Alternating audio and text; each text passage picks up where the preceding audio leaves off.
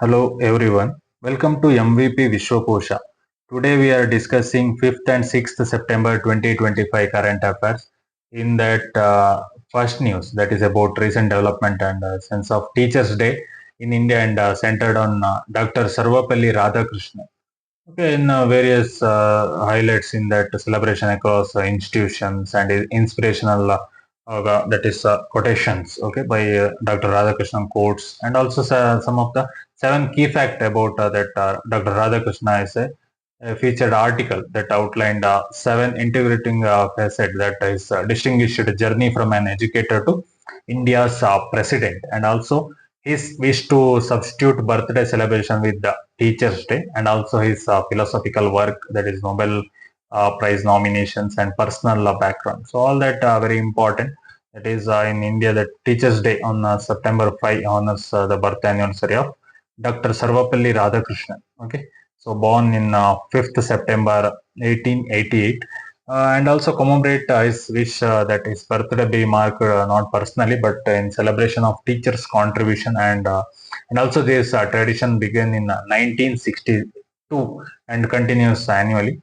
So basically, that Dr. Sarvapalli Radhakrishnan is a distinguished philosopher, academic, and statesman. He served as vice president from 1952 to 1962 and later president of India 1962 to 1967, and also a prolific scholar. Also, he held prestigious posts across Indian universities and even at Oxford, and also engaged in comparative religion, authorship, and intellectual discourse, and also honored with Bharat Ratna in 1954, and also nominated 27 times for the Nobel Prize across categories like literature and peace. Okay, very important as significance that modern themes. In 2025, the theme chosen for Teachers Day was inspiring the next generation of learners. Okay, and also highlighting the transformative and future focused role of educators, and also some of the government initiatives such as NISH, National Mission for Mentoring, and also National Professional Standard for Teachers, and annual National Teacher Awards, okay, that underscores India's emphasis on teacher empowerment and quality education. Okay. So, exam perspective, all that points are very important. Okay, that is about Dr. Radhakrishnan and his role and Teachers Day celebration. Next news, that is a recent discovery of an 8,500-year-old submerged Stone Age settlement in Denmark. Okay, so archaeologists have uncovered a Stone Age settlement of 8,500-year-old submerged beneath the Bay of Aras in the northern Denmark, and also divers explored the site at approximately 8 meters, so that is 26 feet underwater, retrieving artifacts such as animal bones, stone tools, arrowheads, and also seal tooth and worked wood pieces and hazelnuts, all preserved in oxygen-free sediments. So that project scope, that this excavation is part of that approximately $15.5 million, and also that 6-year European Union funded the international project to map submerged landscape across the Baltic and North Seas, involving that partnership with institutions in Denmark and UK, and also Germany's universities, all that institutes. Okay, so very important. This site is like in a time capsule. Okay, that, and also offering insights into coastal life during the Mesolithic era. Due to its preservation, research hope to uncover more complex tools like harpoons, fish hooks, and or even remnants of fishing structures. And broad initiative, all that is named Subnautica. Okay, that employs cutting edge technologies. Okay, and also environmental context, that sea level rise that submerged the settlement. Okay, and also occurred after the last ice age, and traced approximately 2 meters per century. Okay, according to research, also employ all that dendrology, analyzing submerged tree stumps, and also precisely date when coastal forests were ended. Okay, so all that exam perspective, recent news, very important. Next point, that is about recent GST Council meeting and its outcomes and the new GST slab structure. Okay, so recent news that the 56th GST Council meeting chaired by Finance Minister Nirmala Sitaraman and also endorsed sweeping overall India's goods and service tax. That is simplifying it into two primary slabs. Okay, that is main slab, that is 5 and 18%.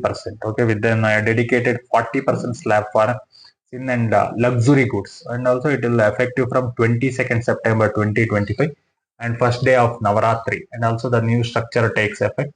And some of the essential goods such as roti, paneer, and UHT milk and kakra and several life-saving medicines have been placed in the nil or 0% GST category. And also other consumer items, that is snacks, chocolates, butter, are now taxed at 5%, while electronics and aspirational goods, example AC, TVs, moved to 18%. And also the retail sector is poised to benefit with simpler structure, boosting consumption and easing complaints. And also in this, government officials projected a major economic boost, that is GDP expansion of up to 20 lakh crore, and a notable rise in consumer spending. Okay, because because of this increase in consumer spending. Okay? And also exam perspective, that is 56th GST Council meeting and its outcomes, and also all that implication date and essential slabs. Okay, its main GST, that 0% slabs and all that standard slabs 5%, 18%, and that is luxury that slab, that is 40%. Okay, example for that tobacco and luxury vehicles, all that. Okay, and also key items are reclassified, that life-saving drug, insurance, stationery, food staples. Okay, and also all that exam perspective is tax implication and governance, inclusive growth and social equity, behavioral economics and public health, physical strategy and macro impact, and political economy and all that, and also trade and external context. It is very important. Okay, that is about 56th GST Council meeting and its outcome. Okay, next is point is, that is recent launch of India's largest lithium ion battery manufacturing plant in Haryana.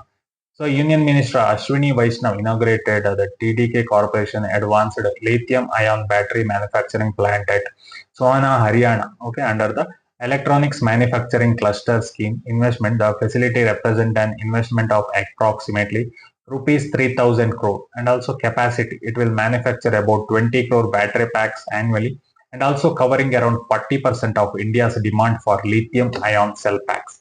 And also this will that India's annual requirement is approximately 50 crore packs. Okay. And also main that products that batteries produce are intended for mobile phones, wearables, that example like smartwatches, earbuds, and also hearables, laptops, and other wireless devices. And also that employment and expansion in this. The plant is expected to generate over 5,000 direct jobs, and also production begins in small scale in quarter 4 of 2025 with significant scope for expansion. So strategical relevance in this positioned as an turning a point in India's electronics manufacturing ecosystem, and also the facility aligns with Atmanirbhar Bharat, and also reducing import dependence and building local supply chains in electronic components. Okay. So all that exam perspective, inauguration of all that TDK's lithium ion battery plant in Sohana, Haryana. Okay, by Union Minister Ashwini Vaishnav. Next point, that is about 200th birth anniversary of that is Dadabhai Nauroji. Okay, so India marked the 200th birth anniversary of Dadabhai Nauroji on 4th September 2025, only known as Grand Old Man of India. Okay, important personality. In Mumbai, the Bombay Parsi Association held the modest ceremony near Khatana Chowk, that is lighting his statue on DN Road, named in his honor, and also tributes were poured in nationwide through digital platforms and articles that celebrated his life with the writings emphasizing his role as a pioneer socialist, freedom fighter, and intellectual architect of the nationalist movement. Okay, so all that for exam perspective, that 200th birth anniversary of Dadabhai Nauroji, and also he is known as Grand Old Man of India, and also first Indian to be elected to the UK House of Commons 1892, and also formulated the drain wealth of theory, and also notably in 1901 work poverty, and also poverty and un-British rule in India. That all works are very important and commemorated by names like Dadabhai Nauroji. Okay, all that important. Okay, that is about 200th birth anniversary of Dadabhai Nauroji. Next news that is about European India and European Union phone call involving PM Modi. So that is Prime Minister Narendra Modi held a joint conversation with President of European Council Antonio Costa and President of European Commission Ursula von der Leyen. They discussed progressing the long-standing India-European Union free trade agreement and addressed broader global concerns. And also some of the agenda of the talk that free trade agreement negotiation. Both parties reaffirmed their commitment to sealing that free trade agreement by the end of 2025, and also that IMEEC corridor. They emphasize implementing that IMEEC means it is India, Middle East, Europe Economic Corridor Initiative. So, and also global issues like Ukraine conflict, and also discussion include India's role in facilitating peace with a focus on diplomacy, and also bilateral sectoral cooperations. That they acknowledged progress in sectors like trade, technology, investment, innovation, sustainability, defense, security, and supply chain resilience. And also next India European Union summit, that PM Modi invited the leaders for a summit in India and also tentatively in early 2026. So all that exam perspective that India European Union strategic dialogues and all this phone call, okay, and also that key outcomes, okay, all that is economic diplomacy and trade strategy, strategic and geopolitical implications, strategic partnership and global governance, and also India's foreign policy posture. All that is very important. Next news that is about Operation Black Forest, also known as Operation Kagar. So that is felicitation and political significance that the Union Home Minister Amit Shah honored CRPF, Chhattisgarh Police, DRG, and Kubra personally in New Delhi for their success in Operation Black Forest. Okay, and also commending it as the biggest anti-Naxal operation ever conducted, and affirming the government's commitment to making India Naxal free by March 31st, 2026. So strategically, this coordination for elimination of Naxalism, a high-level meeting involving center and state intelligence, and also chiefs and security forces commanders was held in Raipur, Chhattisgarh, chaired by the Union Home Secretary Govind Mohan and also IB Chief that is Tapan Kumar Deka. It focused on delivering decisive blow to left-wing extremism by March 2026 through enhanced interstate coordination, especially across the Chhattisgarh, Odisha, Chhattisgarh, Telangana, and the Madhya Pradesh borders. Okay, all that operation very important. Operation name, Operation Black Forest, also known as Operation Kagar. Okay, location is main, that is Karagutalu Hills on Chhattisgarh, Telangana border.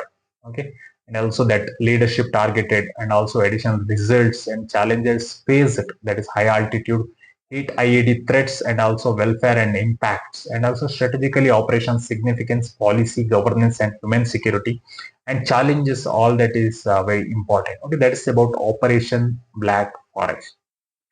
Next news that is India has launched that is its first ever vulture conservation portal that is based in Assam, an innovative cloud-based platform.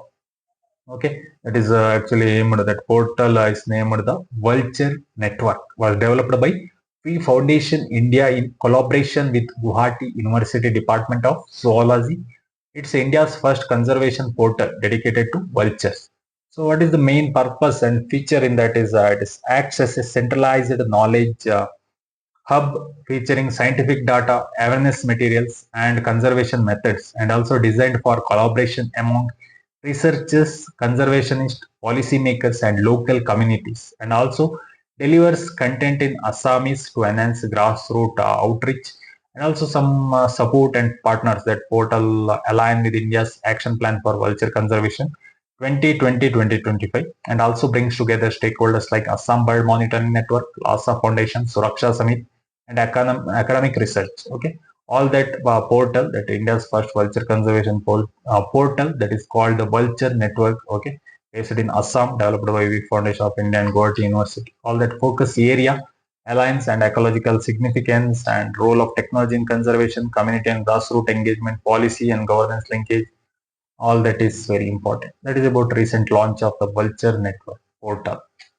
Next news that is about recent development regarding methandienonelongtermmetabolite. Okay, What is it? It is a new reference material developed by the National Institute of Pharmaceutical Education and Research, Guwahati, in collaboration with National Dope Testing Laboratory, New Delhi, launched a high purity, that is methandienonelongtermmetabolite, reference material. This was inaugurated by Union Sports Minister Dr. Mansukh Mandavia during the 22nd governing body meeting of NDTL. And also enhanced anti-doping detection window. The newly developed reference material corresponds to the metabolite 17 alpha methyl alpha beta hydroxymethyl androdes 1 and 4 13 trion 3 1, which extends in the detection windows of methadone abuse by more than 1 week, up to 19 days after single 5 mg dose. And also this global contribution in this indigenously reference materials will be shared with WADA, accredited laboratories worldwide, reinforcing India's role in global anti-doping science. Exam perspective, that material is very important. That method, long-term metabolite. Chemical reference material for anti-doping test. We call that institutions and significance. That extend detection window of banned steroid methadone facilitate more accurate doping test. And also in that science and innovation in anti-doping, governance and policy implication, ethical and fair play dimension, strategic and global impact. All that is important material and all. Next news, that is about last news, that is National Institutional Ranking Framework 2025. That is recently NIRF 2025 released by the Ministry of Education, unveiled the 10th edition of NIRF.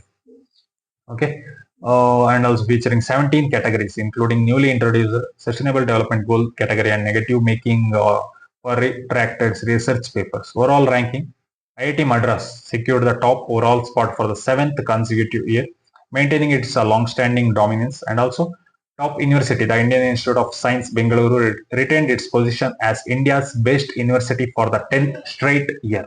And also new entrants, that Manipal Academy of Higher Education, MAHE, that is a private university, entered the top 3 in the university category for the first time. Medical excellence, AIMS Delhi continues its edge in top medical category, reflecting its sustained excellence in education and research. And regional performance, 4 Kochi-based colleges, Rajgir College of Social Science, Sacred Heart College, Saint Teresa College, Maharajas College secured spots among the top 75 nationally, showcasing Kerala's strong higher education footprint. And also some discrepancy highlighted that there is a brewing controversy of BHU's Faculty of Dental Science appears twice in the same category, raising concern regarding the data accuracy and ranking integrity. And also some declining institutions, that is Savitribai Pune University dropped from 37 to 91st overall, primarily due to faculty shortage, increased student intake, and reduced research output. So all that NIRF ranking, 10th edition released important methodological innovation and academic integrity, that sustainable development based criteria, institutional excellence versus equity, regional strength and challenge, ranking, reliability and transparency, policy implication, and NEP 2025 synergy. All that is very important. That is about 5th and 6th September 2025 current affairs. Thank you. Support me for further videos so that I can analyze all the topics required for UPSC and all competitive exams. Thank you.